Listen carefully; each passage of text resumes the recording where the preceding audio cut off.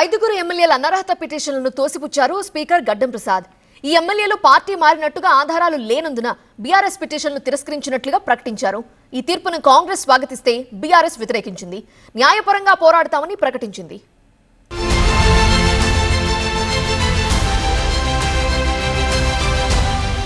పది మంది ఎమ్మెల్యేల అనర్హత పిటిషన్ల విషయంలో ఇక నాంచటాలు లేవన్నారు తెలంగాణ అసెంబ్లీ స్పీకర్ గడ్డం ప్రసాద్ కుమార్. మొత్తం 8 మంది పిరాయింపు ఎమ్మెల్యేలను విడతల వారీగా విచారించారు స్పీకర్.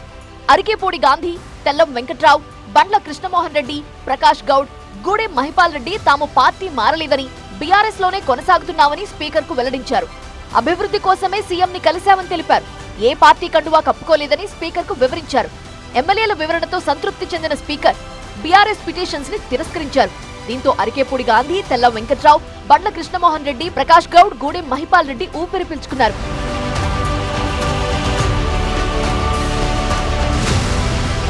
మిగిలిన ఐదుగురి పరిస్థితి ఏంటి అన్నది సస్పెన్స్ గా మారింది.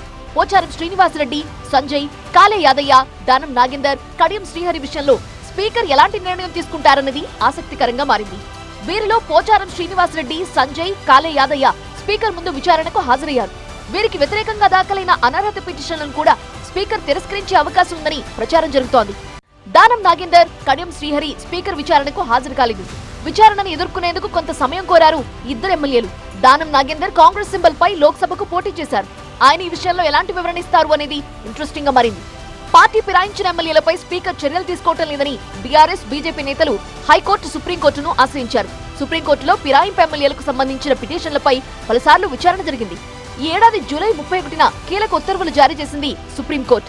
10 మంది ఎమ్మెల్యేలపై వచ్చిన ఫిర్యాదులను 3 నెలల్లో తేల్చాలని స్పీకర్ ను ఆదేశించింది. దీంతో తెలంగాణ అసెంబ్లీ స్పీకర్ గడ్డం ప్రసాద్ కుమార్ బీఆర్ఎస్ నాయకులు ఇచ్చిన ఫిర్యాదులపై విచారణ వేగవంతం చేశారు. అయితే కోర్టు నిర్దేశించిన 3 నెలల గడువులోపు విచారణ పూర్తి చేయకపోవడంతో నవంబర్లో సుప్రీంకోర్టు మరోసారి తీవ్ర అసంతృప్తి వ్యక్తం చేసింది. కోర్టు ధిక్కారంగా పరిగణిస్తున్నట్లు పేర్కొంది. ఈ నెల 18లోగా అనర్హత పిటిషన్లపై నిర్ణయం తీసుకోవాలని, లేకపోతే తీవ్ర పర్యవసానాలు ఎదుర్కోవాల్సి వస్తుందని స్పీకర్ ను హెచ్చరించింది. దీంతో స్పీకర్ మరోసారి 10 మంది ఎమ్మెల్యేలకు నోటీసులు ఇచ్చారు. వీరిలో 8 మంది విచారణకు హాజరై తాము బీఆర్ఎస్ పార్టీలోనే ఉన్నట్టు వాదనలు వినిపించారు. 5గురికి ఉపశమనం కల్పించారు స్పీకర్. స్పీకర్ నిర్ణయంపై సంతోషం వ్యక్తం చేశారు ఎమ్మెల్యే బండ్ల కృష్ణమోహన్ రెడ్డి. అసెంబ్లీ స్పీకర్ అయిన గడ్డం ప్రసాద్ గారికి ప్రత్యేకంగా ధన్యవాదాలు. నేను కండువా కప్పుకోవడం, స్పీకర్ అంటే ముఖ్యమంత్రి గారి రెసిడెన్సీలో కనిపించడం, ఫొటోసు ఉండడం అని చెప్పడం, ఇవల్ల ఫేక్ న్యూస్ని క్రియేట్ చేసి వాళ్ళ ఈరోజు నన్ను అభియోగం మోపడం, అవి వల్ల నిరాధారమని నేను నిరూపించడం జరిగింది. అంటే ముఖ్యమంత్రి గారితోనికి పోయినంత మాత్రాన పార్టీలో మారినట్లు కాదు. దీనికి సరైన పద్ధతిలో నేను కూడా వారికి నా ఆధారాలు చూపించడం జరిగింది.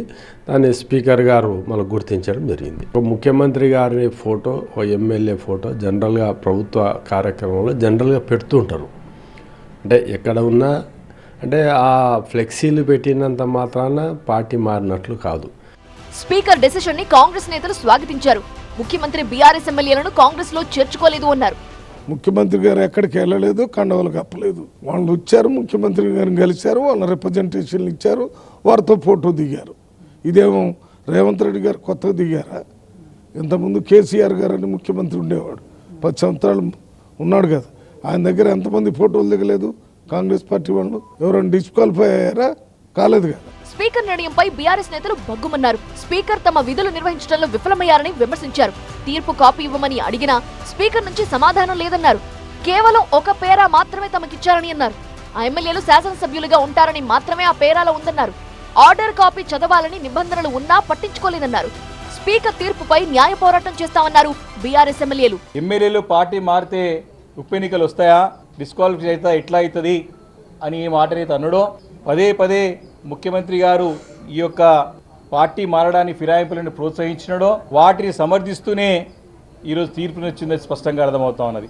రాజ్యాంగానికి విరుద్ధంగా వచ్చినటువంటి తీర్పుగా ప్రజలందరూ కూడా నవ్వుకుంటున్నారు.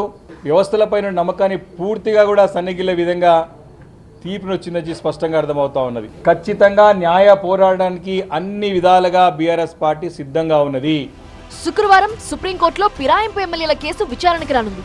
5గురు ఎమ్మెల్యేలపై ఉన్న అనర్హత పిటిషన్లను తిరస్కరించడంపై, అలానే మిగతా 5గురు ఎమ్మెల్యేల అనర్హతపై సుప్రీంకోర్టు ఎలా స్పందిస్తుంది అనేది ఉత్కంఠగా మారింది.